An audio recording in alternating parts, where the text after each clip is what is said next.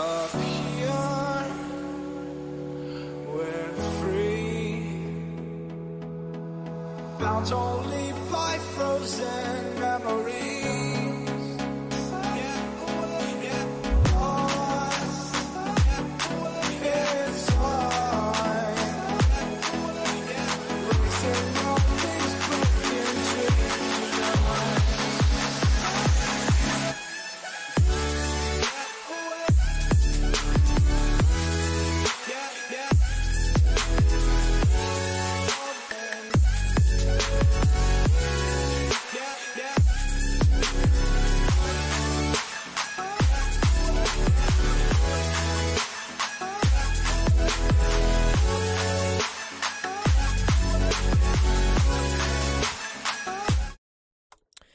Right, so welcome back, everyone. Where's the bloody outro screen gone? There it is, outro 1. I'm gonna move that over here.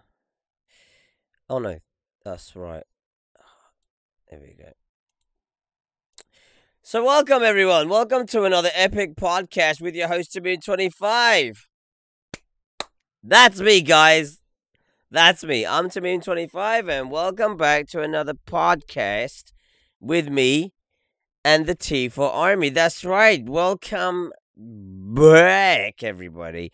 We've got some exclusive news. We got some exclusive conversations. We've got some exclusive stories to talk about. As you guys know, on this show, we like to delve back into stories which were once popular but now have become dormant, because we like to raise awareness about things that maybe wasn't looked at enough, or maybe you guys have forgotten. So I like to be the devil reminder. That's right, everyone. Not the devil me personally, but just doing his job.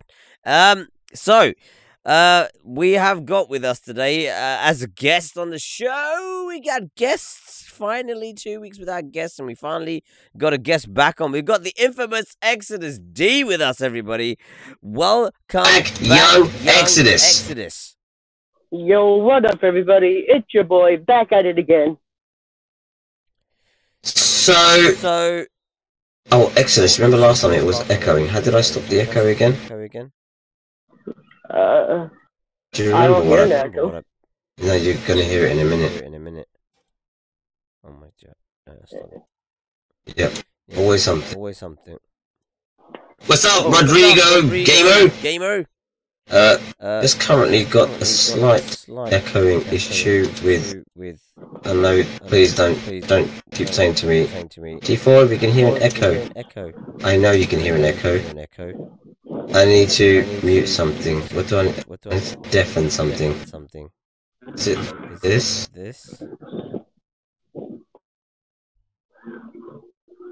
There we go. Nope, that's not it. I know one of these I have to deafen. Which one is it? This one? Yeah. And? Nope. Not that one. Not that one. Is it this one? Is it this one? Yep. Yep. Nope. Nope. Not that one either. What did I do? I can't remember what I did last time. Hey, welcome everyone! Sorry, this is, we're having some technical difficulties over here. Because you guys can probably hear a massive echo. How did I do it, Exodus? Come on, help me out here. This happened last, and I was like, oh, Exodus, it was this. Sir! Ben! Why the hell? What was it? I don't know how you fixed it last time, to be honest. Fuck did I fix this thing? thing? No, not like that. I didn't fix it like that either. How the hell did I fix the stupid echo last time? Anyway, we have Exodus D with us. It's your boy. It's your boy. I'm just trying to figure out how to get this echo sorted. I'm sorry, everybody. This is really embarrassing. This happened like a few weeks ago, and I was like, I was sure I fixed this thing, but I don't know what the hell's happened again. Why has this happened again? I'm just gonna shut down Discord a second. I think it might be Discord that's doing it. Shut down Discord. Okay, it is Discord. See, I knew it. It's Discord that's doing it. But if I don't have Discord on, it's always Discord. It's Discord, everyone. Discord's the one that does it. Anyway, and I can't remember how I muted it last time, so it wouldn't be picking up on Discord. But anyway, I'm reloading Discord back on. You guys won't be able to hear Exodus for a little while, but it's fine. I'll get to do introductions. So, welcome. Big shout out goes out to the guys for joining me over at YouTube.com. Big shout out goes out to the guys over at Twitch.tv. Massive shout out goes out to Rodrigo Gamer. Dude smashes the door with the first comment. Nicely done. He claims the crown over at YouTube.com and it's still doing the fucking echo. Why are you listening to me? Why? God damn it. Why are you listening? Let me see if I... One of these... Maybe I have to unmute. And then? No, unmute this one maybe. And then? Oh, why, Exodus? Why? How is it able to hear me? I don't know. How is it able to hear me? I'm not the YouTuber here. That's your job. Let me turn this down. Let me turn this down.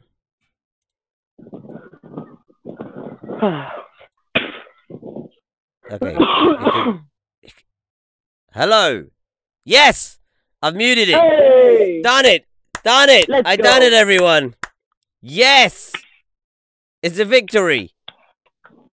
The YouTuber I think it's a victory. Let me know if it's not a victory. Anyway, big shout out to Rodrigo Gamer for goddamn getting that crown. Well done to you. And also, can't forget those over at Twitch.tv. Massive shout out goes out to Slow Cool, jumping in with the first view, the first like, and the first comment over at Twitch.tv. Well done to you, young man. T4 is in your debt. Now, obviously, before we begin, we've got to do a massive shout out to the sponsors, because without them, this would not be possible. A big shout out goes out to the guys over at Cinch Gaming City Keys. And not forgetting those infamous people over at Razer.com. Without Razer, dude, you guys can't get no colorful stuff like keyboards like I have. Also, not forgetting the T4 Army merchandise. If you guys haven't grabbed yourself something awesome from the merch store, be sure to head over there right now and grab yourself free shipping globally. That's right, we're doing free shipping globally. Grab it while it's still available, because it won't be long now until we stop. Also, we've got the infamous G2A.com over at Twitch.tv. Keeping it lit, keeping it live with those AAA titles on the cheap. And also, not forgetting those infamous people over at G4G and Streamlabs, keeping those donations lit, live, and streamlined straight to the donations hotline. So if you guys ever want to donate to the live stream, if you ever want to give me any of your hard-earned money from your parents' pocket, then all you have to do is click the links down below and follow the G4G link or the Streamlabs link, whichever one you want, and I will gladly take your cash. That's right, everyone. T4 is here for the money. He deserves it. He deserves it. I deserve it. God damn it. I deserve it. Right, anyway.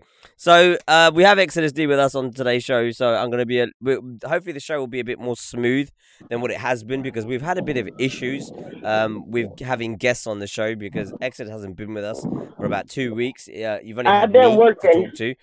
He's been too busy getting on with real life stuff. He's got a job. Congratulations, Exodus. We haven't congratulated him on the podcast yet for getting a job. He got a job, everybody, and finally he's going to take his fat ass to work and earn those dollars. Yes. Yeah. We're proud of you, Exodus. We're proud of you. Thank you. Now, also, big shout out goes out to Spade809 and Original Connor over at Twitch.tv, and also the Sla. The Slamman478 is over there as well. Thank you very much for joining us. As always, you guys are epically awesome for joining me over at Twitch.tv. Right. Anyway, we've got some interesting topics to talk about in today's podcast. Okay, we've got interesting topics, interesting conversation, and as you guys know, with this show, it's all about your interaction. It's all about what do you guys think. I give my opinion, Exodus will give his opinion as one of the guests on today's show. But you guys are also guests. You guys in the comment section are also guests on the show. So be sure to drop what you're thinking down below. There's no right, there's no wrong. You don't have to agree with me. You can disagree with me. We're allowed to have a difference of opinion. It's allowed, people. It's allowed. So let me know what you guys think on these different topics that we're going to be talking about today. For the topics that we're going to be talking about, just in case you want a heads up, we've got the American Border Patrol stealing kids. That's right, APB. It's on Kid Alert. So that's going to be an interesting topic. Also, we've got Burger King Russia pregnancy scam during the World Cup series. If you guys didn't know about what happened during the World Cup, Russia was impregnating their women with football stars. Interesting. Also, we got an update story on the Mona Lisa and Pedro and Mona Lisa story. If you guys don't know who Mona Lisa or Pedro is, basically there were two YouTubers who decided to try their luck with a desert eagle and a book, and things didn't quite work out the way they were planning. So we've got an update story on that, and also we've got, last but not least, the infamous Tana Mojo, that's right, or Mongo, or just retard, as I like to call her. But basically, Tana Mojo decided to throw something called TanaCon, and we're going to talk about it on today's podcast. If you guys want to join in on any of those conversations, please be sure to drop your opinions, your comments, what you like, what you don't like, what you feel, what you don't feel, in the comments down below. I'll be sure to read them out as we go along in the podcast, and we'll be talking them as they are relevant to the topic. So please be sure to keep your comments relevant, because otherwise I won't read them out. And that's pretty much where we end. So that's that.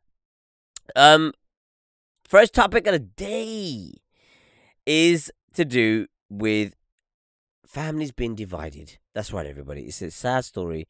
We're going to start off on a low one, and hopefully by the end of the show we'll be on a high one, because we'll be talking about TanaCon. Commander Rude, welcome to the live stream over at Twitch.tv. Thanks for joining me, dude. You are awesome.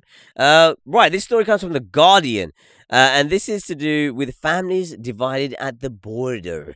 The most horrific immigration policy I've ever seen. This was reported on by Amanda Holpunch in New York, to do with U.S. immigration law that Donald Trump is putting together to help the Mexicans not get into the country, and even those who are in, finding a way to get them out. The retard. Anyway, as immigration advocates struggle to help more than 1,600 children taken from their parents, Trump refuses to back down. I know they call him Trump, but he's actually Tramp, everybody, okay? Remember that. Whenever you say Donald, end it with a tramp. Donald Tramp. We want to get that chanting. Hashtag that shit straight away. Before I continue to read this story, we've got a little video to play for you guys about the atrocity, the absolute... I mean, this is ridiculous. This is happening in a developed country, a fully developed country, one of the most powerful countries in the world. This is happening in their country, and you think it's like, oh, you know, people who are like a bit backwards, like the KKK or something, but no. This has been rooted forward, rooted on. This has been power pushed by the President of the United States of America. Of America. That's right, everybody. Right, we're going to play this video for you guys in full screen. So if you guys are wearing headphones, be sure to turn it up. And also for those of you who are not got headphones on, maybe turn it down. You might be deafened in like 2 seconds. So anyway, we're going to maximize the screen for you guys, so you guys can see this in full screen glory. That's right. Let's have a little listen to this. This is from The Guardian. These migrant children are being held in U.S. government detention centers in McAllen, Texas, after being separated from their parents at the border. The authorities insist the facilities are humane. However, audio from inside one detention center has revealed that distressed children are experiencing. Border Patrol agent, where are you from? El Salvador. And you, Guatemala. Children crying. Don't cry, Papa. Children crying. You can read this. Over 2,000 children have been detained in the past 6 weeks. The detention follows Jeff Sessions' zero-tolerance policy on illegal immigrants and asylum seekers. I have put in place a Looks like the white devil himself. policy for illegal entry on our southwest border. If you cross the border unlawfully, then we will prosecute you. It's that simple. Adults, if they are accompanied by a child, that child is temporarily separated from them as they go through a judicial process.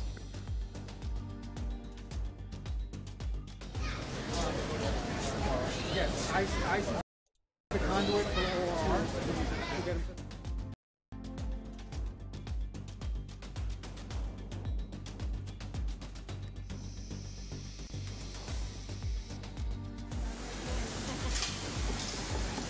After the parents' legal ended, they were met by, but there wasn't a clear system to ensure this happened. The Trump administration has defended the DHS policy. will faithfully execute the laws enacted by Congress, as we are sworn to do. The United States will not be a migrant camp. Mr. President, don't you have kids? However, after huge political pressure, These children are not animals. We're going to have a lot of happy people. Trump signed an executive order which allowed families to be detained together, although the order does not address the children already detained. That was this short video from The Guardian about this particular distressing story, which is absolutely... It's kind of touched my heart a little bit because, obviously, if you guys don't know, I've got kids myself, and just a thought. What's up, Apricot Duper Fruit? Thanks for joining us over at Twitch. As you guys know, I've got kids myself, and a lot of you guys probably have brothers and sisters, siblings, mums and dads. I mean, just imagine for a second that you were separated from them for no reason except for your immigration status. Surely that is not a good enough reason to be separating families from their children, but any parents from their children. But anyway, let me give you the thick meat, the actual thing you need to consume in order to digest this and give your opinions in those comments down below, and also for our guest today, Exodus D. So 1 month before Donald Trump's administration enacted a policy that allowed the government to take thousands of migrant children from their parents, the president twice told crowds at his rallies that immigrant gang members were not people, because they're obviously like some sort of alien. Actually, he calls them illegal aliens. I'm pretty adamant. These are animals, quote, he said in May. Over the weekend, video and photos emerged of the cage-like detention centers where children separated from their parents are housed. His comment was directed at violent MS-13 gang members, and he deplored the idea that he had been talking about all immigrants. Today, however, as criticisms mounts about the draconian set of immigration policies, advocates and attorneys are left wondering just how far Trump and his team are willing to go to stop immigrants from entering the country.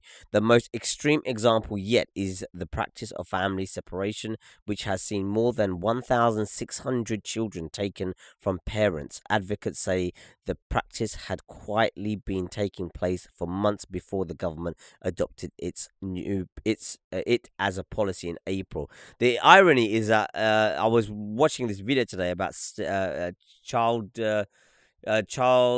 abduction, children being abducted and stuff, like child abduction cases and stuff. And basically, this video was saying, like, in the US alone, there's over 100,000 children being abducted on a daily basis, which is insane. What's up, Max? Welcome to the live stream. Thank you for joining us over at youtube.com.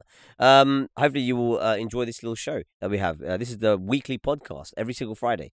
We're here live with stories from the past. So yeah, it's really quite sad to hear about this, that, you know, these children are being separated from their families, and then they're being left in detention centers And then there was this thing about the missing child thing, and like over 100,000 children go missing every single day in America. That's ridiculous. It goes totally against what this country was founded on. Janet Gelwin, an attorney who has been representing children in Washington state, said, "We have a moral responsibility to take them in. It's international law to take in refugees. That's who these people are. And instead, we are just adding to the trauma that they are going through." Gilliam,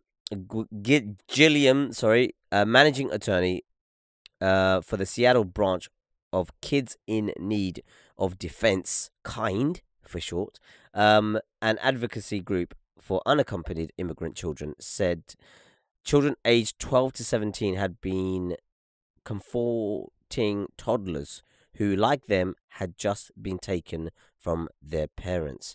She said children had said they were told by immigration officers that they would see their parents again in a few minutes, but hadn't seen them for months. I mean, in the face of the widespread bipartisan condemnation and warnings from medical bodies about the long-term consequences these separations have on children, Trump and his cabinet have stood firm. The United States will not be a migrant camp, and it will not be a refugee holding facility. It won't be. Trump said during remarks at the White House on Monday. So I mean, that's the basics of the story. That's exactly what's going down over with APB over in the United States. And the irony is that this is being pushed forward. This is being sort of this is like a taster of what could possibly happen in the United States if you get a really stupid president. Because there is no reason why this orange retard, should I add, wouldn't sign an executive order to have their own people placed like that. You know, imagine if all of a sudden he's like, oh, there's not enough land for all these people who are already living here. Maybe if you have more than one child or you have more than two child, we'll chuck your child in an immigration bloody camp or some shit. I don't know. Because the third child is no longer human.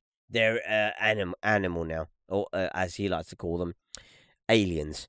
So it's very, very distressing, and I mean, my personal takeaway from this particular story has been that I mean, it's just horrendous. There's so many things that's going on. I've got a couple of videos that I'll add to this story just to kind of thicken it out a little bit. But it's really sad to see. It's really sad to hear about. It's really sad that all of these kids are actually being taken. I mean, if you're a kid yourself, I mean, if you fall in the bracket of being a child and you get taken from your parents and get placed in some random camp just because of your immigrant status. I mean, someone doesn't become an immigrant. Someone doesn't actually go on that journey of migrating to another country because where they come from, everything is great.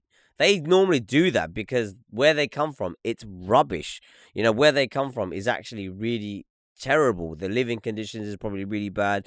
Their job expectation is really shit.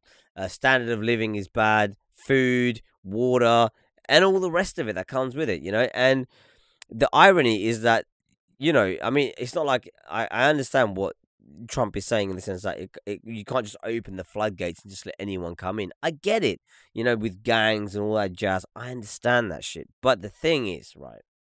The thing is, people trafficking, one, is a money-making business anyway. Two, with the whole idea of children being separated from their families is just ridiculous. I mean, kids saying that the APB, ABP are actually telling them that they'll be seeing their parents in a few minutes when they haven't seen them in months.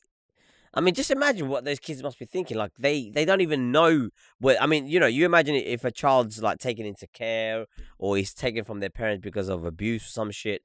that kid will still end up knowing, oh, my parent lives at this place, or they may still have contact with their parent or see them like once a year or once every 6 months or whatever it is.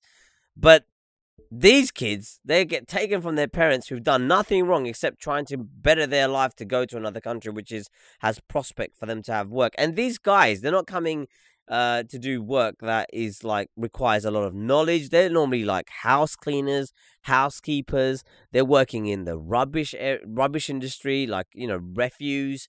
They're working in the lowest class jobs, the jobs which no one else really wants to do, and that's where they're going to get work, you know. And they're working their arse off. They are literally sweating every day, putting in the hours, putting in the time, and getting very little in return. But it's more than what they would get in their own country, which is why they make the move in the first place. They don't come because their country is rich or powerful or has all these resources that their country doesn't have.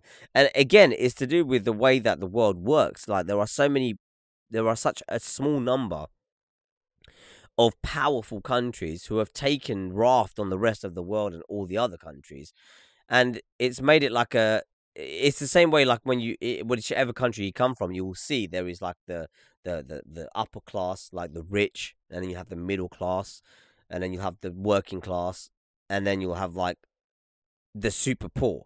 And literally it's the same respects with the countries themselves. There are countries that are super rich, and then there are countries that are just super poor. And it's just ironic that a country like America, which has got so much going for it, is willing to just say, oh, you know what, forget this, we're not letting anyone in.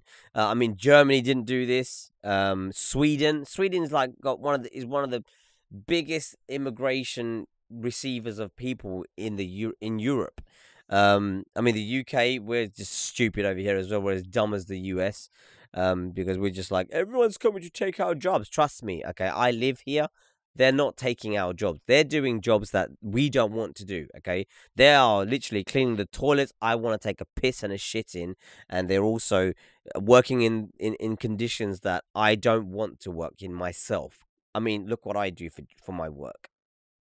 So, you know, this is what most people who are born in the UK want to establish. But those who come from overseas, they don't give a shit what they do.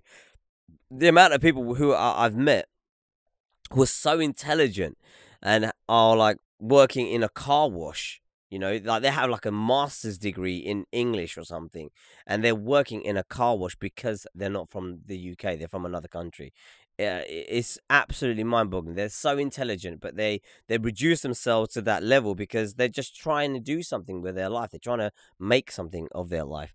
But my personal takeaway is that this is an absolute this is showing how bad America can get, you know. And it's the thing is that I know that a lot of Americans themselves don't back this particular bill. It's only a very small number of people who are backing Trump who back this bill. It's a very, very harsh thing. And I'm telling you now, if you took people who were in power, took their kids from them for even one day, they would feel the pain and the grief of those other kids and those parents that they're doing it to every single day at the ABP patrol border.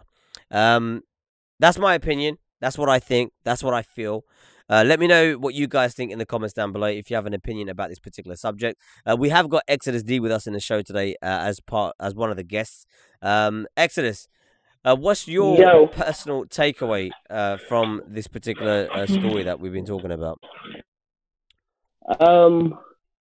Honestly, being someone that has been taken away from their parents at one point in my life, even if it was just for a couple months, it just sucks in general because, like, you don't know when you're going to see them again or if you're going to see them again. And so, like, this story, you don't know. Yeah. So I take it this story touches quite close to your heart, then, really, when you hear about these kind of stories. Yeah. Easily. And obviously, I mean, I don't want to delve too much into your own personal life, and I don't know how much you want to actually declare yourself, but I mean, roughly, how was you quite young when that happened to you? I mean, Ireland was, but I wasn't. I was like 13, 14. Wow. So But obviously no, I was like you were a 15. child. Yeah, Yeah, exactly. So I was 15, and Ireland was like 2. wow, insane. And I mean, the thing is, even at your age, like at that time, it must have had a drastic effect on you personally, like in terms of trusting, like just the uncertainties of what's going to happen. Yeah, because you don't know like when you're gonna go back to your parents if you are, or what exactly happened. You just know that somehow Yeah. I mean, someone either snitched or someone messed up, and it's just something that someone like Ireland mainly couldn't do about it because she was like 2. I could have like if I had known beforehand, I could have tried to find something to do. But yeah, I don't know. It just depends on what the situation is. Of course. I mean, but the thing is, I mean, you can feel like so for you personally, you can actually understand the trauma that these kids must be going through. You know, being taken away from their parents.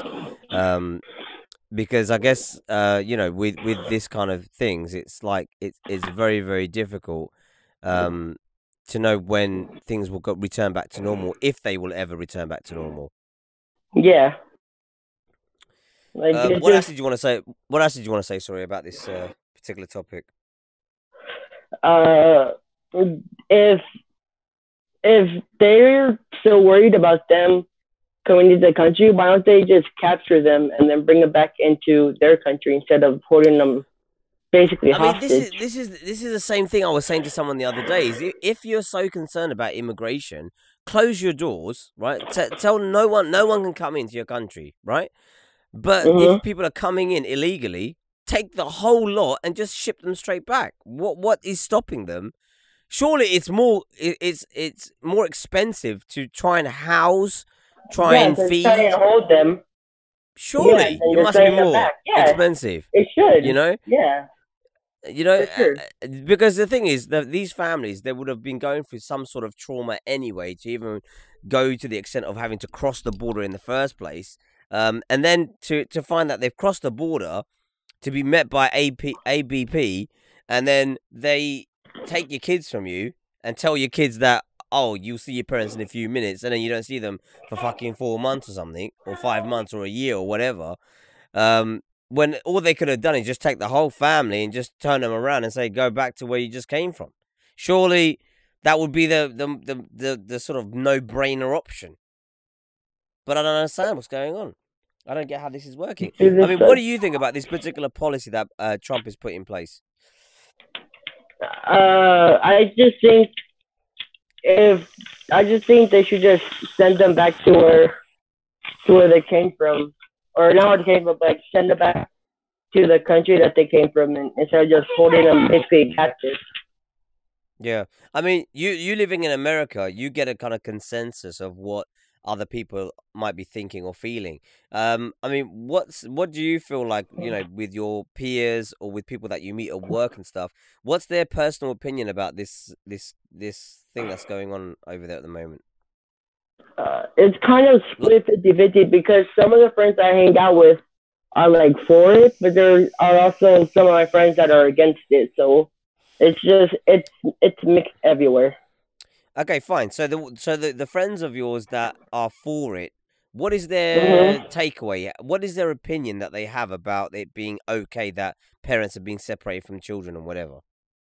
They think that if they want to run the risk to go into the country, then they should run the risk of pretty much being held captive, like by the country that they're trying to sneak into.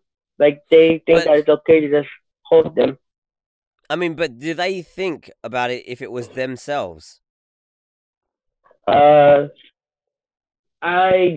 don't think they do think about that. I just think they think about it as like someone that was like, they don't really like see the other side. They just see like that my friends are okay to be here because they were born in America and all that, and they know what to do, but they don't really think about the other side.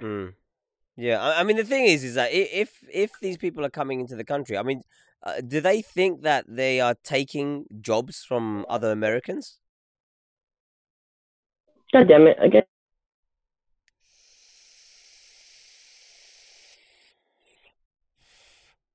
Say again? Exodus? Yeah. Yeah. Do they think that that these people who are coming in the country illegally are going to be taking their jobs, like Americans' jobs? They honestly do think that, but I don't. But they don't see like the full reason why they're coming into the country. They just think that they're just here to take jobs from good Americans.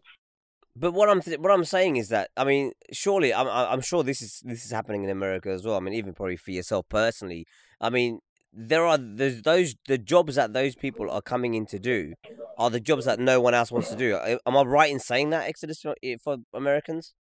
Yeah, yeah. Pretty much all the jobs that they're doing for for jobs that most Americans won't do, but they still just think that even though it's jobs that we won't do, they still think that they're taking jobs from us.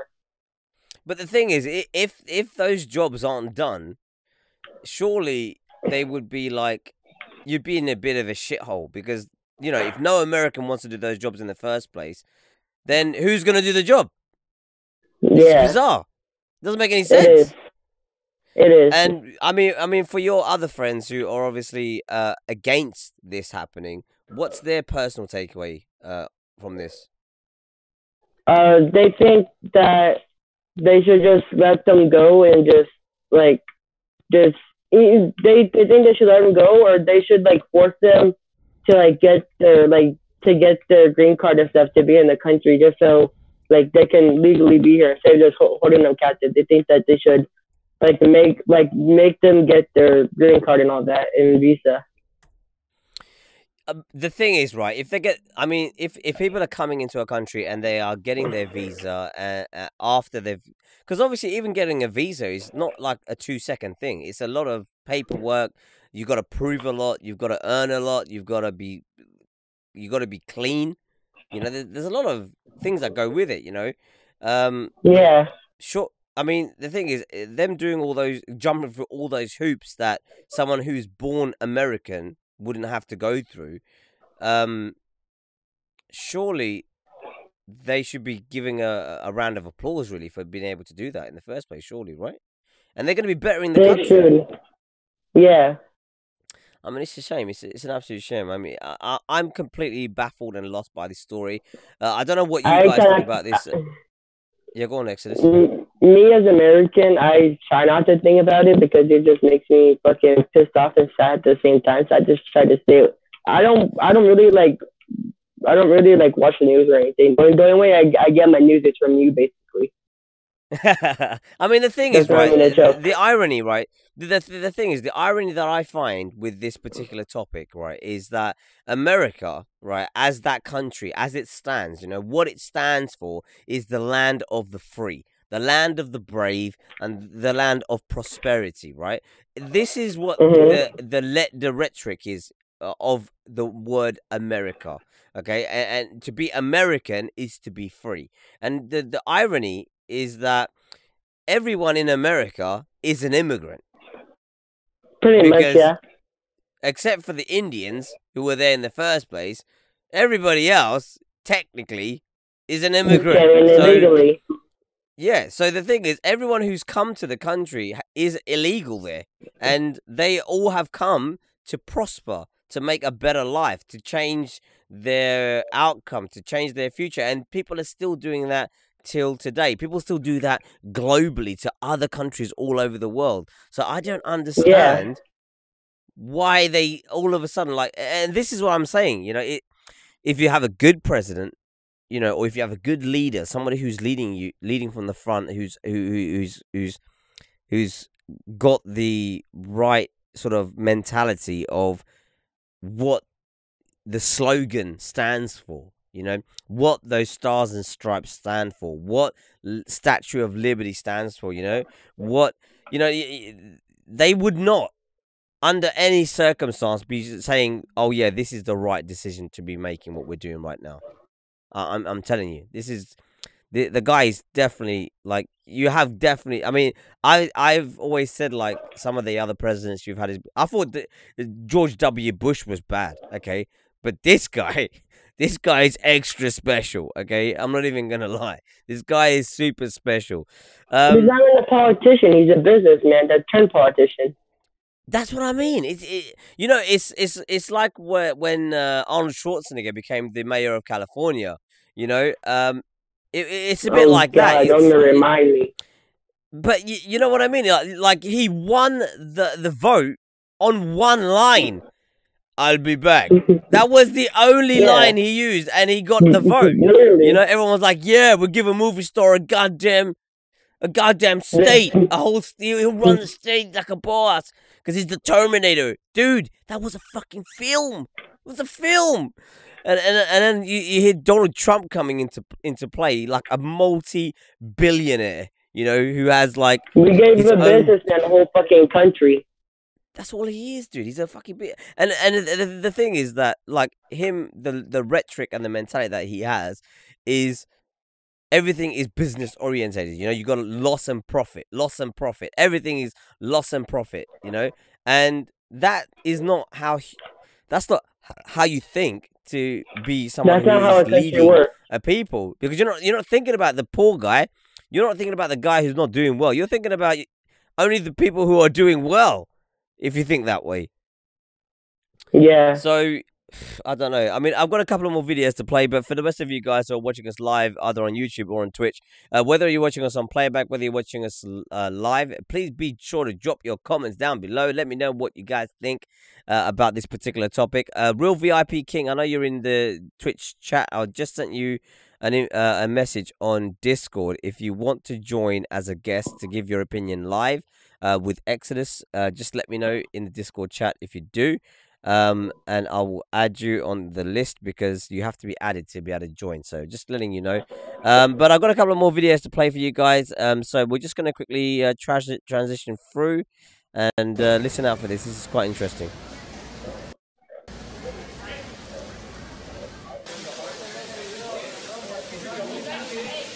I mean, just look at them.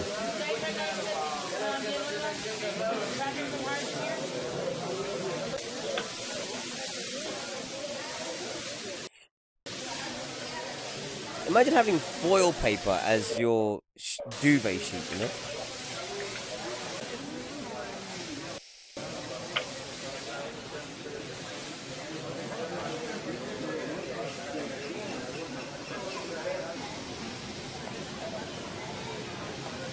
Just look how many kids there are, man. Jesus, it's insane.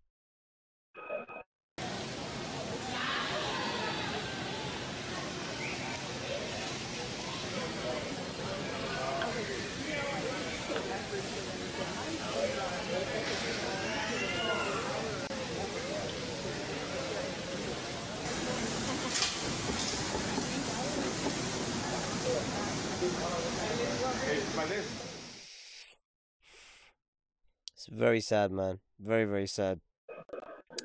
I don't know if there's any more to play. Let's have a quick little look. Just giving you guys a chance to write your little bits in here.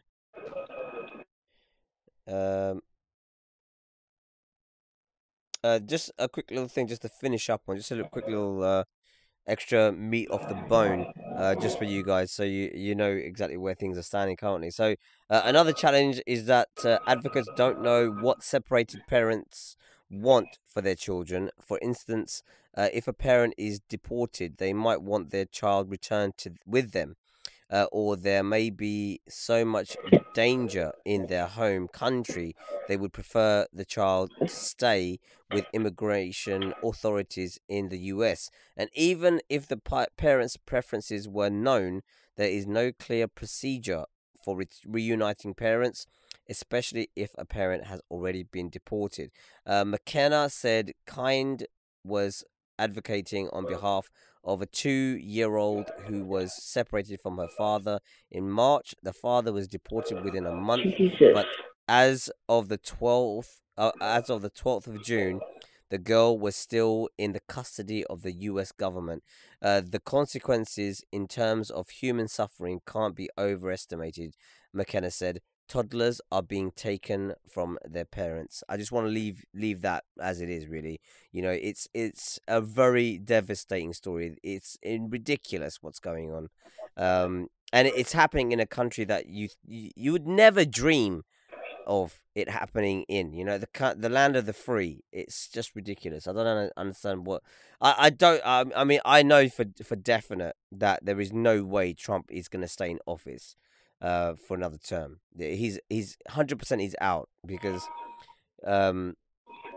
he hasn't made America great again. Instead, he's made America look like the villain of the whole world. That's my personal opinion anyway. But let me know what you guys think in the comments down below, whether you're watching us live, whether you're watching us on playback. I just gave you a little extra just to kind of help you guys along. Let me know what you guys think of your opinions. Moving on swiftly, we got story number 2. Now, this is a little bit more light-hearted. We like to keep things serious, and then we like to make things a bit jokey. We don't like to stay in between. We go one way or we go the other way. And this is the other way, people. This is the other way. This was reported by The Guardian as well. And this was to do with the World Cup. If you guys didn't get to watch the World Cup, what was you doing? The World Cup was insanely good. And I'm absolutely blown away by who actually won the World Cup in the end, considering they started off really, really shit. And all of a sudden, out of nowhere, they smashed everybody else to pieces. So this was reported by The Guardian. And this was to do with Burger King. That's right. Burger King Russia, to be exact. So the title is Get Impregnated by World Cup Stars and Win Free Whoppers, says Burger King. So Burger King's Russian division has apologized for a social media campaign offering free burgers for life to women who get pregnant by football players. That's right, everybody. I didn't just make that up. That's a real thing that happened in Russia. So here's the meat of the story. The irony is Burger King has apologized for a poor taste and campaign posted on its official Russian social media account. On Tuesday, the burger chain announced a promotion on VK, the Russian equivalent of Facebook, offering women 3 million Russian rubles, which is about $47,000, and a lifetime supply of whoppers if they get impregnated by football players competing in the World Cup.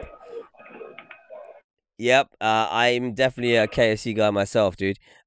Shortly after announcing the campaign, they pulled it due to a backlash. Burger King posted a statement on VK apologizing and said it had removed all materials related to the promotion. However, evidence of the stunt lives on in screenshots. That's right, everybody. They may have deleted it, but it will never be forgotten. So this is the actual post. It's obviously in Russian. Guess what, guys? I don't speak Russian, so I can't tell you what it says. But the breakdown is Burger King's Russian division has a history of horrific publicity baiting stunts. Last year, it made fun of teenage rape victims in an online marketing campaign. That's right. You didn't just hear me say that by accident. That's exactly what I just said. Okay? They made fun of teenage people that were rape victims. Okay? The fast food company used the likeness of Diana Sorigiana, who was raped when she was 16 at a house party as part of a buy one, get one free burger offer. How the hell does that even correlate? How does that link? I don't know. Mother Russia, everybody. And it's not just Russia. Burger King has a global track record of misogynistic marketing. In Singapore, the company advertised a 7-inch burger with overtly sexual imagery and a tagline saying, "It'll blow your mind away." The model featured in the 2009 advertising campaign later came forward to say she had no idea her image was going to be used in that way. That's the story, everybody. That is the story. That is the meat of the burger. Questions. I mean, the thing is, we talk about Russia all the time. Russia is it's either Russia or it's America. They're both solely two of the countries that are very powerful and have the most strangest things going on in their countries. I don't know why that's the case, Exodus. Explain to us, America. But I would love to have someone on the show who's Russian, because literally the two worlds are so fucked up, and they always have clashes between each other, Russia and America, but they're so similar. They do so many similar things. Anyway, my personal takeaway from this, when I read this article, I could not believe that this was factual first. I had to go a little check. I had to little run around, have a little look, make sure I wasn't reading into what I'd read. Hey, what's up, Ali Perez? Hello, bro. Welcome to the podcast. This show is normally on a Friday, but I'm doing it today because we missed it on Friday, so you'll get 2 podcasts this week. Lucky people. And basically, I thought this was a joke, and I checked, and then I found that it was actually real. Because sometimes things happen on Twitter, and you think, nah, this can't be the case. This must be made up. But no, it's the official Burger King page that came up on the Russian equivalent of Facebook. And basically, I was blown away by this. I mean, literally, I'm just thinking, like, what woman would even take the challenge of trying to find a footballer to fuck her in order for her to get a lifetime amount of burgers and $47,000? The only person I could think of that would even consider this would be someone who was really fat, wanted to get really fat, and also wanted to be kind of well off while getting super fat on burgers. I mean, I can see the plus side. Like, you would never. I would say that, but you're not a woman, Exodus. You're exempt. You can't be impregnated. But the plus side. The plus side to the story is that obviously you would never have to cook ever again in your whole life. But the downside is you die pretty quickly, and you'd be super fat when you die. So the pros and cons. But I mean, the good thing is that your kid would have a lifetime supply of burgers as well, I guess. Yeah. So I don't know. I mean, I just thought it was an interesting story to talk about, and I guess I will just pass the question off to Exodus D, because I just think it's fucking insane. But Exodus, what's your takeaway from this particular story from Burger King, Russia? I mean, Russia itself is a weird ass place. So, I mean, I don't know. Russia's fucking. I mean, I wouldn't be surprised if somebody did it, because there are a lot of people that would do anything. And plus, also, I'm not trying to say they should do this, but if they also impregnate like a famous soccer player, they can get a lot more money out of the soccer player than they can from Burger King.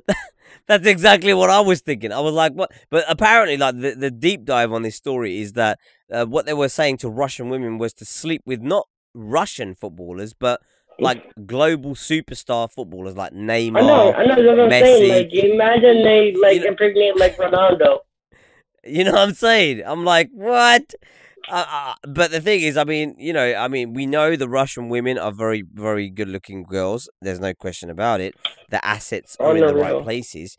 But the problem is that they always have bad teeth. I don't know what they're eating over there. Maybe too many burgers. I don't know. But the teeth is always the problem. But anyway, that was my takeaway from it. Was like, it was insane. Exodus, very interesting opinion you've got there. I mean, the thing is, Exodus, do you think that the people over there, do you think any of the women actually took this advertisement seriously? Because I didn't read of anybody taking the actual challenge on. That's a good thing. I mean, I think that if they were like super desperate for money, I think they do it. You think? But like, they have to be like really, really, really desperate. I mean, I'm just thinking about with Russia, the things I generally consume from Russia as entertainment on a regular basis is car accidents. Car accident videos are the absolute legends over there. I mean, yes. They have zero understanding of They the give impact zero of car fucks. accidents. They give zero fucks. They just don't care. I mean, I don't know how insurance works over there and stuff, but Jesus Christ, must it be high, because those accidents that they have over there is insane. Literally, people flying out of cars and shit. I mean, so Yeah. I'm just thinking, it's crazy Russia. They do crazy things, and this is just another crazy thing for them to add to the This is just the tip of the iceberg. Yeah, this is the tip of the iceberg, because if we deep dive on Russia's history, Jesus Christ, there's a way more going on in there. Hell yeah. Anyway, that's my takeaway. Exodus, is there anything else you want to add to this story before we move on to the next one? Honestly, I would be more surprised if this was like in like another country, but Russia is already crazy enough, so it's not really surprising that they did this. You know what would be hilarious, right? If the men who are married to the women were like, "Go on, do it! I want the burger for life. I want the burger for life. Give me the burgers and money." Oh God. Anyway, let me know what you guys think in the comments down below. Whether you're watching us live, whether you're watching us on playback, it's a conversation. Let's have a conversation. Let me know what you guys think. What do you think about this story? Whoa. What do you think about the first story? And anything in between. Let me know what you guys think in the comments down below. Whether you're watching us live, whether you're watching us on playback, I love to read your comments. And if you post your comments live while we're on the podcast, I will shout them out as they're being typed. Anyway, let's move on swiftly to the next story. That's right, everybody. We got more stories for you guys today, and the next one is from the Daily Mirror. If you guys don't know what the Mirror is, it's a newspaper in the United Kingdom. It's a bit of a tabloid newspaper, so sometimes you can't really, read in too much into their stories. But this one is a story we spoke about before. This was to do with Mona Lisa and Pedro. If you guys don't know who these two people are, they were basically two YouTubers, boyfriend and girlfriend, who basically decided to try this challenge where they would use a Desert Eagle 5.0 to see if the bullet would go through a book, an encyclopedia to be exact, at point blank range. So the guy held the book in front of his chest like this. The girl held the gun in front of the book and fired one shot. And we all know what happened after that. If you don't know what happened after that, just read the title of this.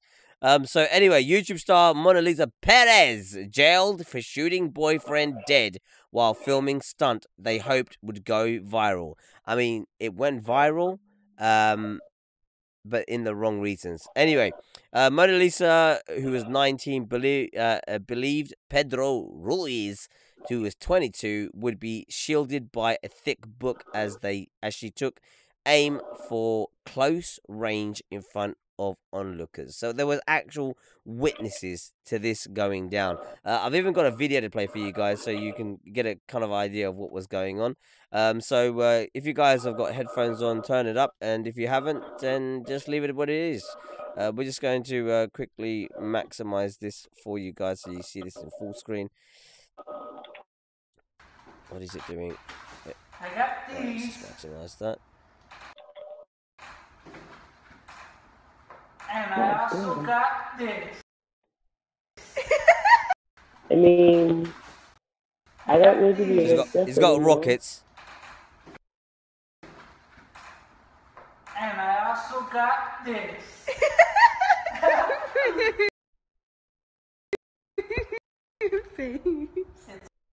It's about to get lit. So that was the intro to that video that was going to be posted. The actual video of him being shot dead never got released. It actually got taken down by YouTube themselves. I mean, the irony is that any kind of stunt like this, I mean, since this happened, YouTube have had to change some of its policies on gun violence and stunts, basically. So a lot of the people who used to do stuff like this, actually their channels have been deleted or taken down because YouTube doesn't actually allow people to actually show this kind of content anymore, which I think is a good thing because it helps other stupid people not do stupid things who are already stupid anyway. So I think in that sense, YouTube did do a good thing, and they deserve a clap for that. But everything else YouTube is still doing wrong, okay? Fix all that shit first as well.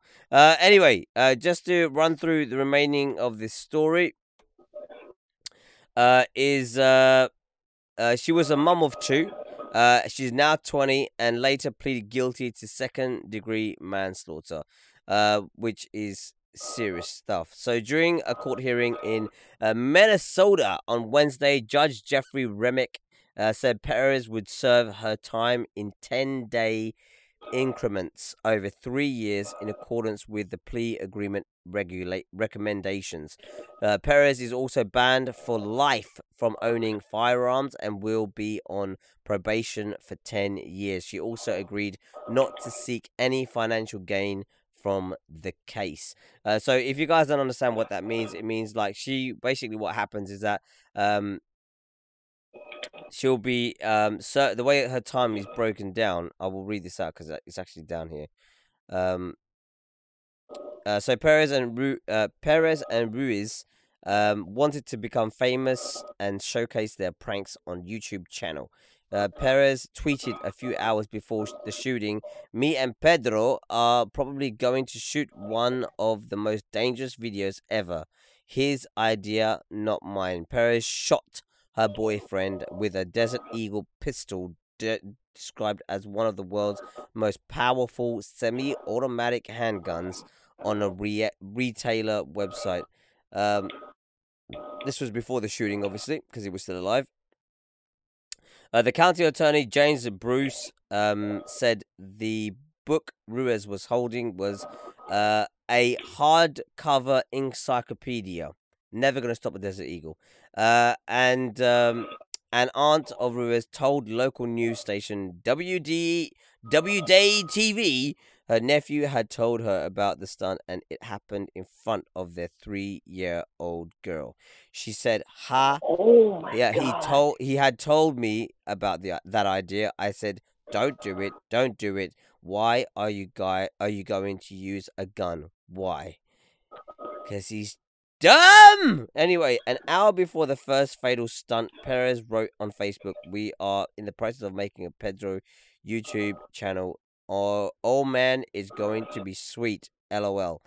She added, "All the crazy stuff will be on his channel and mine will be our family life." A recent stunt titled "Doing Scary Stunts at the Fair Part 1 was posted on YouTube the day before the shooting and shows a couple attending a fair last Thursday. Perez told a sheriff's deputy that it was Ruiz who had been pushing his idea for the video, which was recorded by one camera on the back of a parked vehicle and the other on a ladder. According to the newspaper, he had shown Perez another book he had shot and the bullet did not go all the way through. Another aunt of Ruiz, Lisa&Pedro, told a local news station her nephew was a daredevil. She said, "We called him our little daredevil." Well, he's not daredevil anymore. He's now dead devil.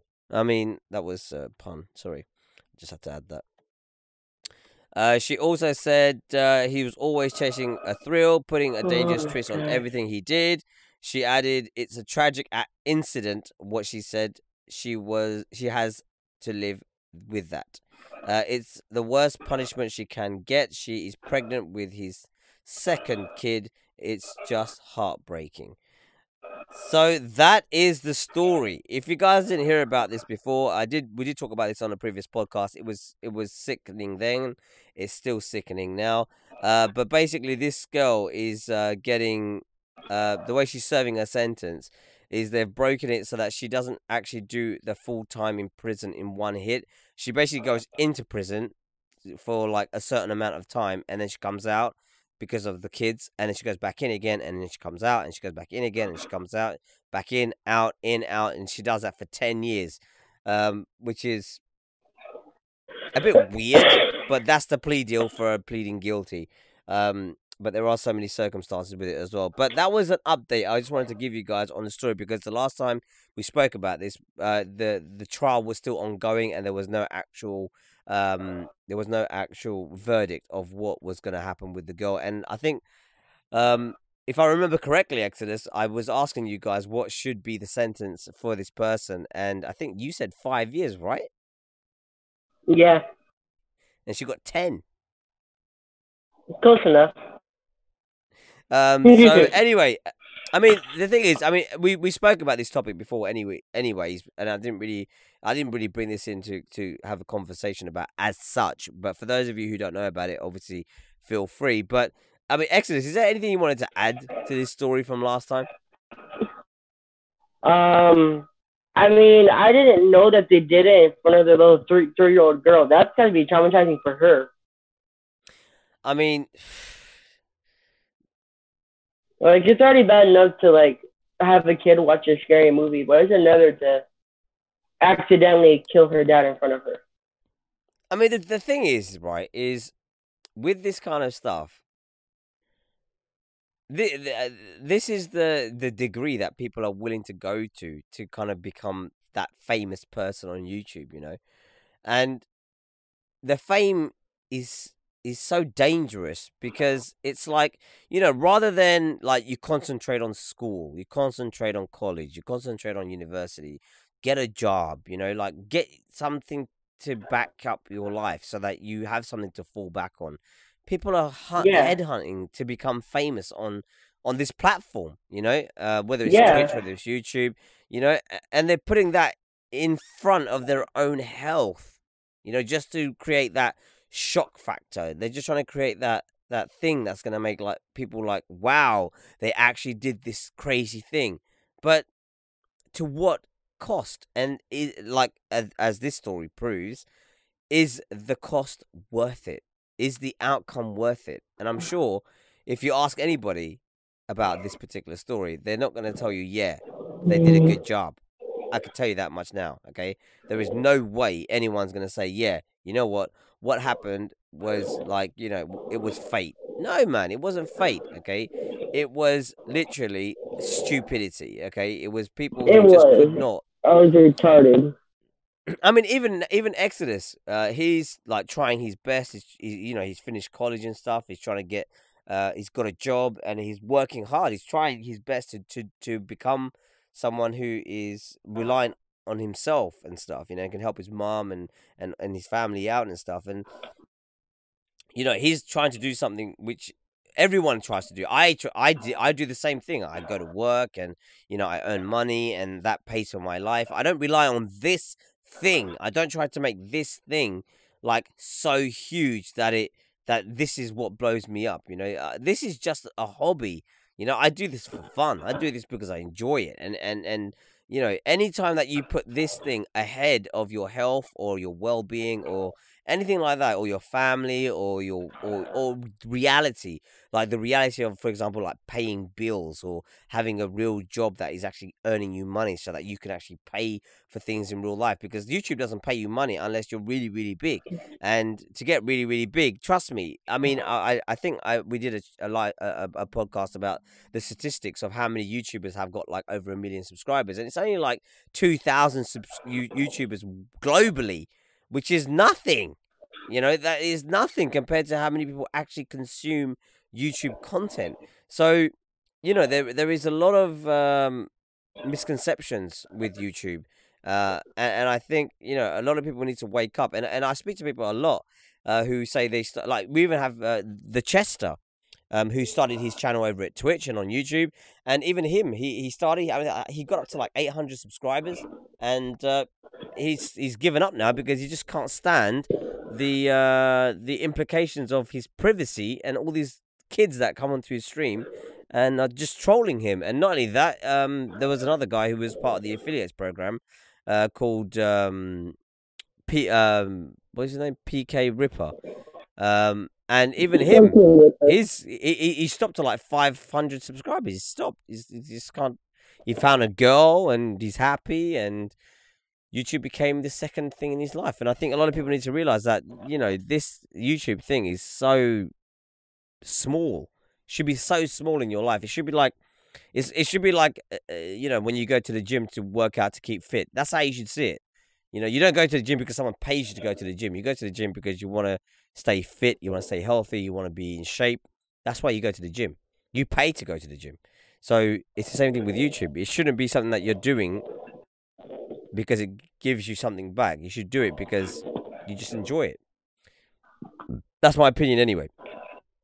What about you, Exodus? What do you think about this whole shenanigan? It's just ridiculous. Yeah, like I said, something I've listened by is don't do it because you need to. Do it because you want to.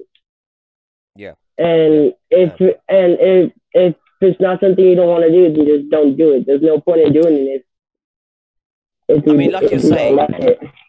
I mean, like you're saying, this thing took place in front of their daughter, and yeah, you know, it's, you know, I mean, that's traumatizing for her. That's just insane, man. That kid must be like, I can't even imagine what that. I feel so bad for her. That's bad, man. It's bad. Anyway, that's the story update of Mona Lisa and Pedro.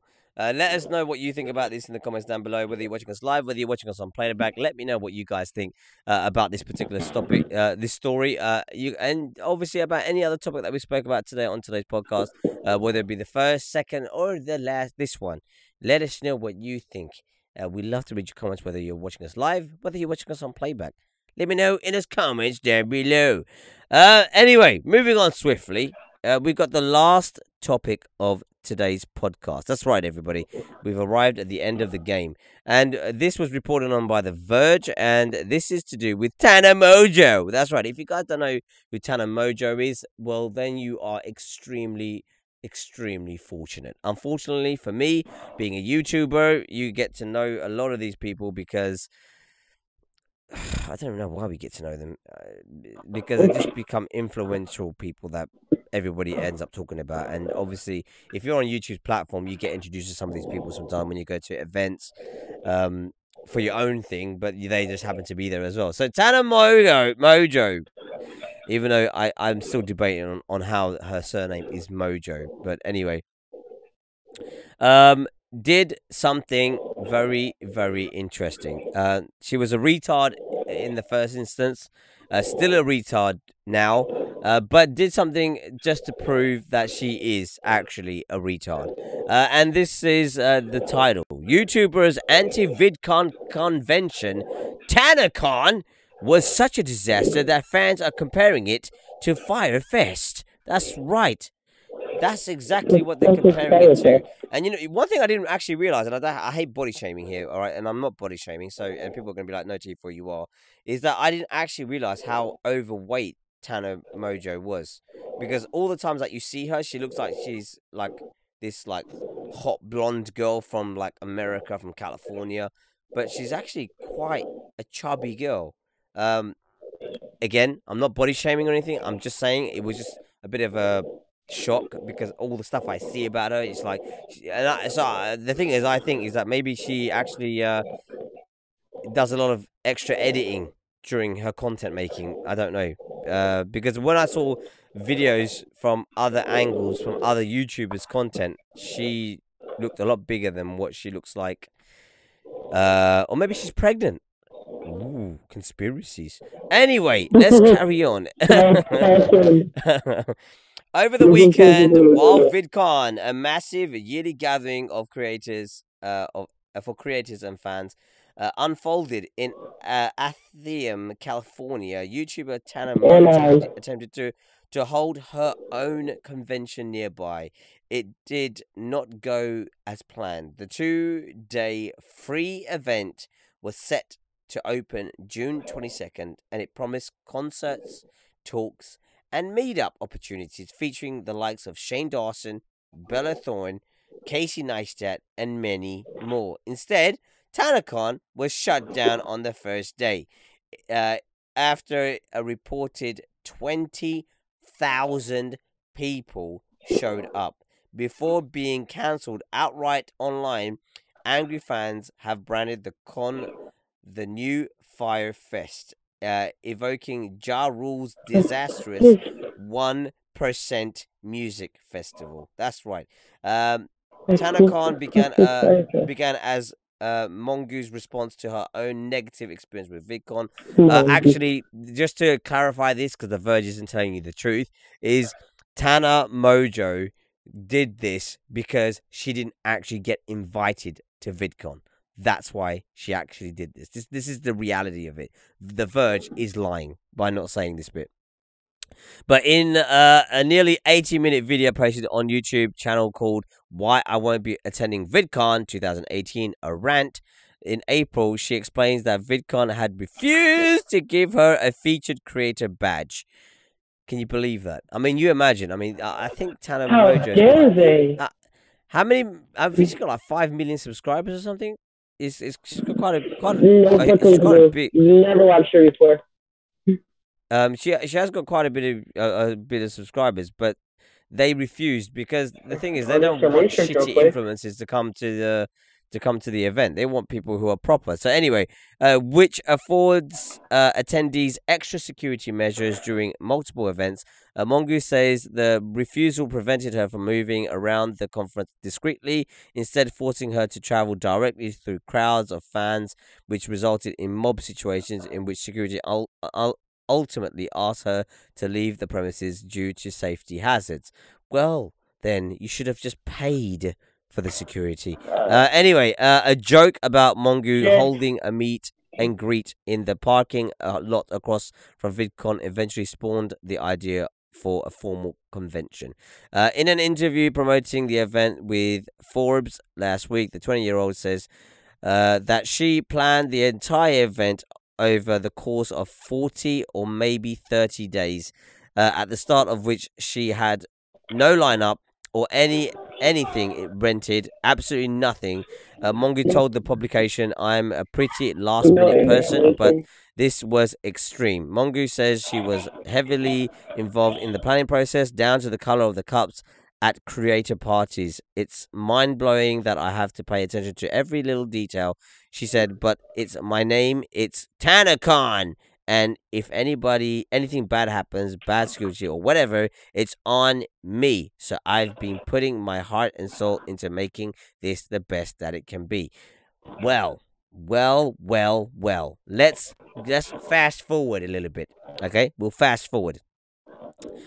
In a Drama Alert interview uploaded later that first day, Mongoose explains that the hotel event space was originally intended to hold 5,000 people, and the event had initially sold 4,200 tickets.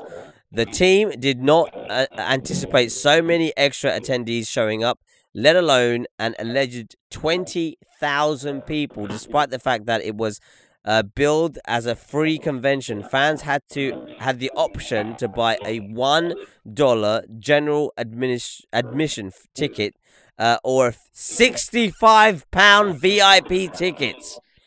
Of course, when that happens, exactly, when that happens, anyone waiting in line to get in is now going to be halted by this crazy riot of people pretending that they have tickets, bringing fake tickets, rushing the gates, jumping over people, throwing VidCon stuff.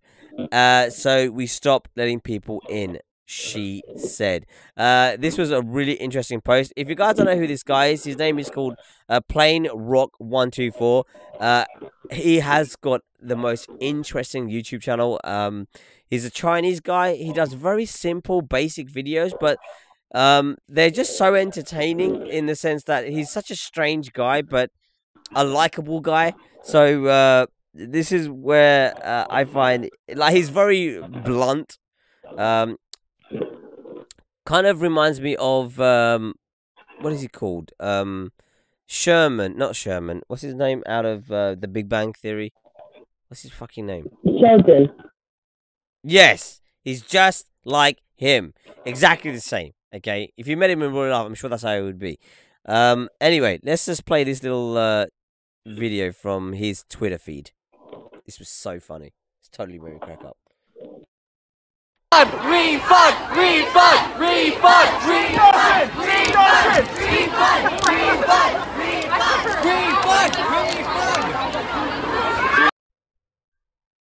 So basically, he has this tendency of doing things like this. Like he'll go to like a convention or to whatever it is. He was a VidCon as well. And what he ends up doing is like if things aren't as they say they're supposed to be, he starts to like he does chanting basically. He'll start to chant like refund, and this is what he's famous for. He's famous for this chant. And he started chanting refund, and everyone started following in suit. And he's done it on another video on his channel as well, which I thought was that was the first video I ever watched of the guy, and it came on. It was on trending at one point. That other video, and that's how I knew about him beforehand. But absolutely hilarious what he did, and his editing style is very interesting as well. And his camera work is not great at all. It's like super amateur, but I think that's the bet. That's the that adds to the. That adds to the comedy. Yeah, not even the comedy, but the authenticity of the video. Like, you know, like it's not made up. He's not like a professional filmmaker. He's just a random dude in this random place, and he behaves as a customer who is not being represented as a customer. Like, he's not being treated well, and then he shows his frustration just like any normal person would, which is quite interesting. He doesn't follow the crowd in the sense of, oh, you know, it's a famous person. He just says whatever he feels.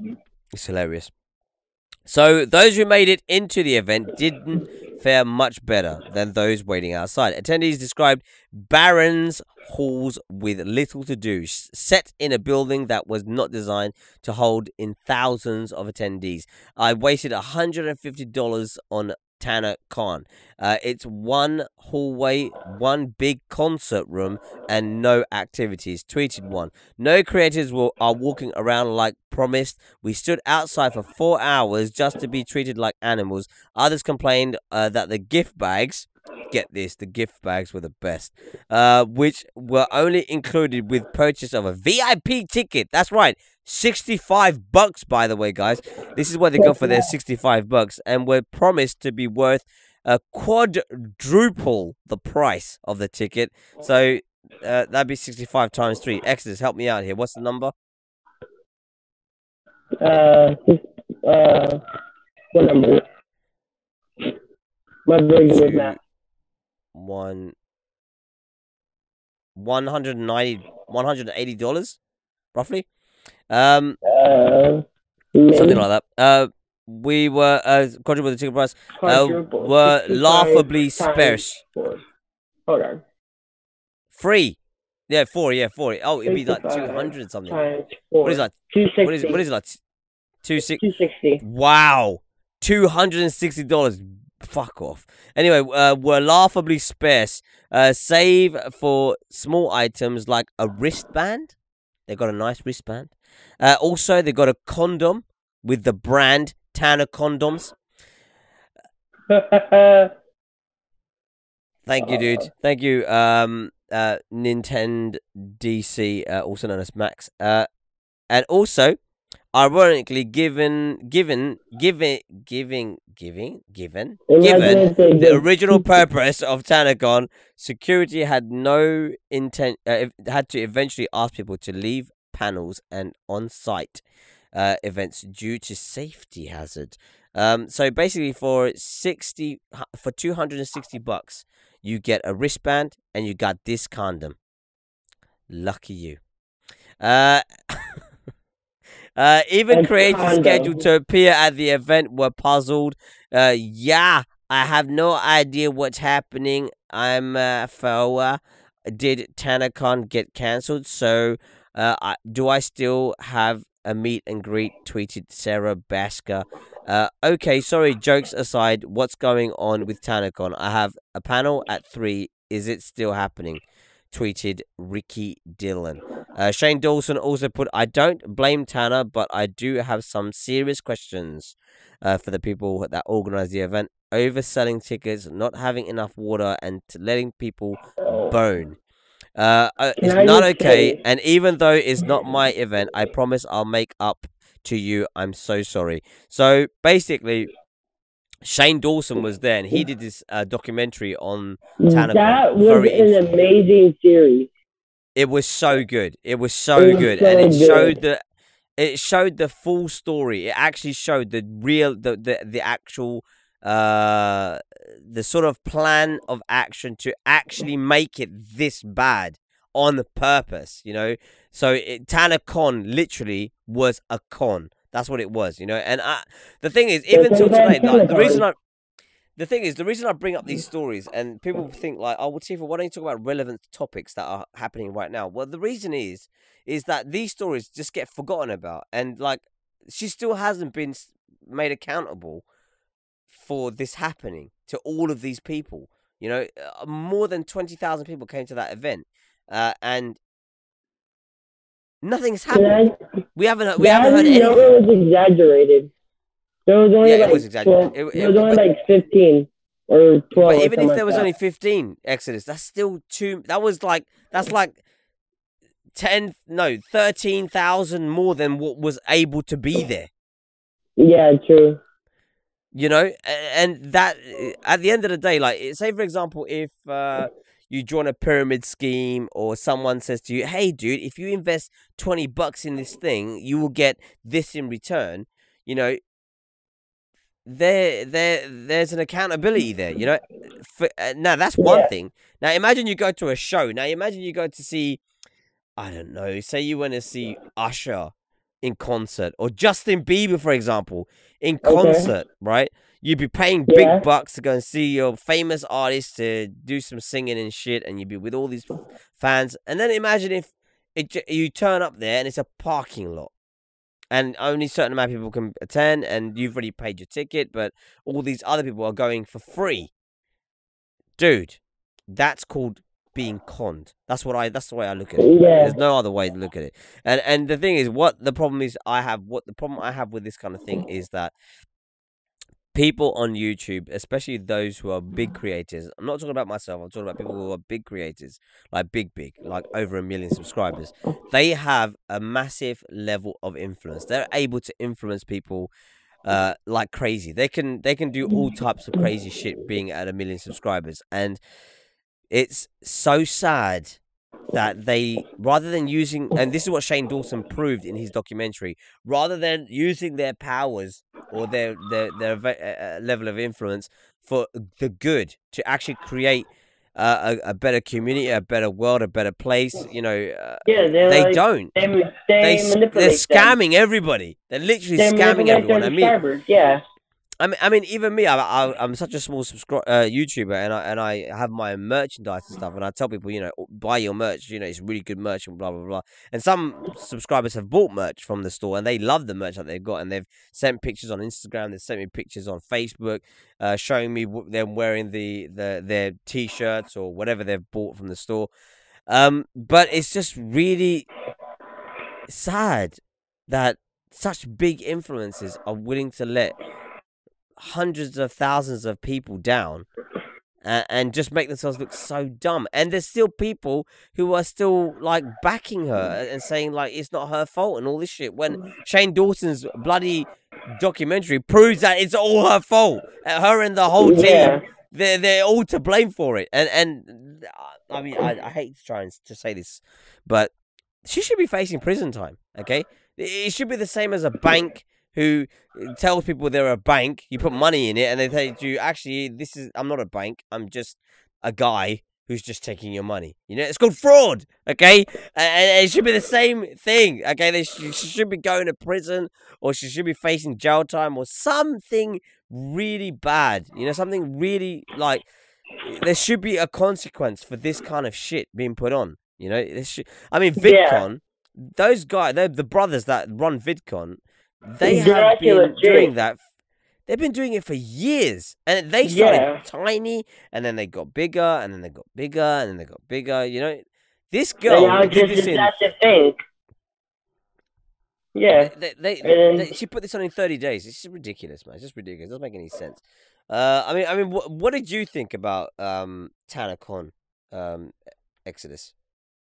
I kind of figured when she said it was going to be free, I kind of figured you would have to pay for like upgrades and shit, or like VIP and all that. So like I knew that even if she said it was free, I knew it wasn't going to be free. So I'm like that, and then and also for the fact that like she said all this shit like a month before she did it, and like that's like it takes months and months and months to plan shit like this. It doesn't take like a month. It takes months or even years to plan something like this. So you can just tell from the get go it wasn't gonna be like the best thing ever. No. Like the thing is, it was doomed to be failed from the start. Yeah. No, 100%. I mean, the thing is, the only reason she even came up with this idea, the only reason this plan even came into action was because VidCon refused to give her a creator's badge. That's the only reason this even came into manifest. She was like, they don't want to host me as a creator. Fine, I'll make my own version of VidCon. It was revenge. You know, it was just to show like, oh, I have these many people who will come to just see me alone. But she didn't, you know, this is how big-headed these people get. This is what really annoys me with YouTubers. They're just so out of touch with reality, you know. They're just so lost in their world of fame that they just don't remember what shit smells like because they're just so far up their own asses. I just get really, it just really frustrates me, you know. When you have that level of influence, when you have that level of power, you should be using it for good. Shouldn't be using it for bad. It's just so dumb. That's my takeaway from it. Exodus, what's your takeaway from it, young man? What do you think about it being a failure? I mean, obviously you said you knew it was going to be a failure from the get-go, but I mean, yeah. Do you think there should be more repercussions for TanaMojo? I mean, yeah, she should just like either pay everybody back in full plus extra for damages, or like go to jail or something. I mean, do you think her paying people back makes up for what happened? I mean, it doesn't completely make up, but it's a start. Did you see some of the pictures of people who were sunburnt and stuff? I did. I saw that from like Jump Alert and Shane's videos.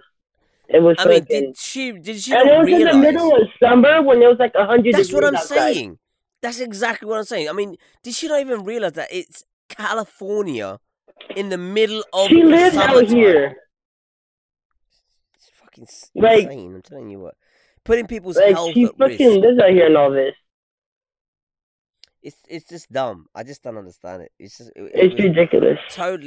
It's totally bizarre. It's totally ridiculous. She and she did it at a hotel. Yeah.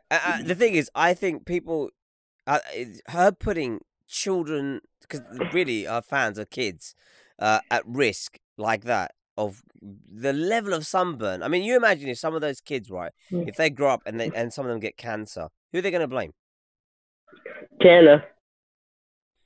I mean, being exposed to the sun for the amount of hours, 4 hours some of them were out in the sun for. Like, literally fully exposed. No shade, nothing. Just, there's the sky, burn me. Yeah. I don't know what else to say. I was just really, it's, I bet you she voted Trump.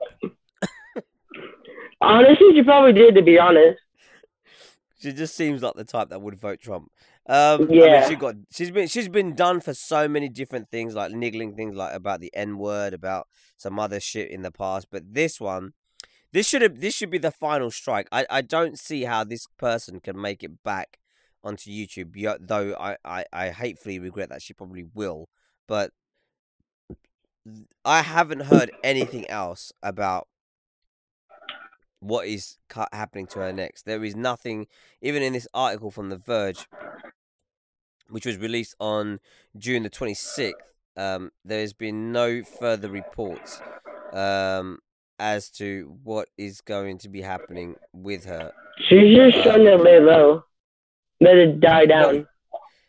But the thing is that we shouldn't let her. This is what my show is all about. Is not allowing this to be forgotten. Okay, this is the whole point. Tell That's everyone. why you wait until- Share the video. That's why you wait Tell until everybody. after the story's forgotten about to report on it. That's So what I remind do people, every oh single shit, time. that happened. That happened, dude. Not only did it happen, people actually were affected. There were real people who were really there and who really got fucked up because of this one person. You know, she said it herself. One selfish ass person. Let me quote what she said. Okay, let me quote what she said so we don't get it mistaken. So she says this, okay? She says, it's mind-blowing that I have to pay attention to every little detail. She said, but it's my name. It's TanaCon. And if anything bad happens, bad security or whatever, it's on me. So I've been putting my heart and soul into making this the best that I can. Well, guess what, Tanner? Your best is not even close to being good enough. And for that, I think you should go to jail forever.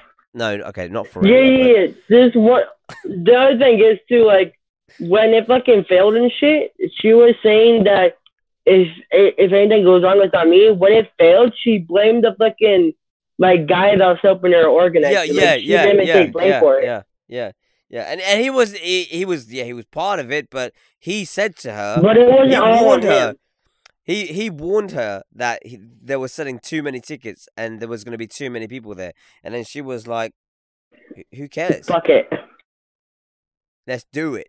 And I'm just like, you got warned by event organizers that were with you. And I'm telling you what, man.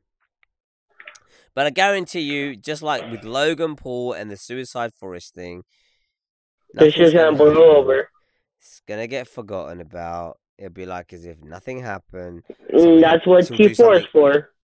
And this is why I'm here. I'm here to keep reminding you what these people did and why they did it and how they did it and that there should be some sort of repercussion. I get it. I completely get it that everyone should be forgiven. You know, all people should be forgiven. I understand that, and I'm for that.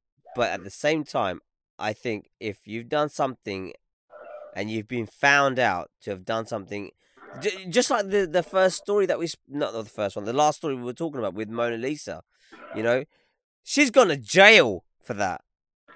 And again, it's because of YouTube. Tana Mojo, to some degree, you could say, has caused cruelty to children and hasn't faced any kind of repercussion, which is extremely, extremely disappointing. It is. That's where I'll leave it. Exodus, is there anything else you want to add to the story before we end today's podcast? Anything you want to say? Anything you want to... I want to correct you on something. Earlier you said Anna something. It's Anaheim. And she has 3.7 million subscribers. She's got 7, right? Okay, Anaheim, right? Okay, Anaheim, and yes. She's got 7 Anaheim, million. That's literally that's like a city close to me. And that's where my favorite hockey team plays. So I'm like, just hearing that kind of made me cringe a little bit, to be honest. But I understand you're not from here, so you don't know. So I'll let it slide. Yeah, I didn't know. I didn't know. Thank you very much, Exodus, for clearing that up. So that's why Exodus comes on the show. That's why I'm an American. That's why there you go. Yeah. Anyways, never forget TanaCon. Always reminder. That's right. We'll remind it at every single live stream from now on. I'm gonna tweet out every day. Remember, TanaCon. Oh, actually, what date was TanaCon on? Because we have to write. You know, like how they say, remember the 5th of November. We've got to do something with TanaCon now. We've got to. Hold on. We got to. Hold on. We got to. TanaCon date. Oh, okay. No, I just saw right. It was. Fuck. Exodus is gonna find out quickly. Hold on. Fuck. Let me see if I can find it. Sometime in June. Let's just start there. When was 10? Oh, it was June 22nd. June 22nd and June 23rd. Right. So remember the 22nd of June when TanaCon failed the world. Never forget it. Hashtag that shit. Get it out there. Let's get this trending. Anyway, thank you very much for watching. Thank you for joining us, Exodus, as always. Big shout out goes out to Exodus D for joining us as a guest on today's podcast. Thank you very much. Anytime. Exodus is going to be back hopefully on a regular basis, weekly now, hopefully with us on the show. He's found his headphones, everybody, and this is the main reason why he's not joining. Also, we're going to we were going to have Tara on last Friday, but unfortunately I didn't do the podcast on Friday, so she missed. So she might be joining us this Friday possibly. So look out for that. That should be quite interesting as well.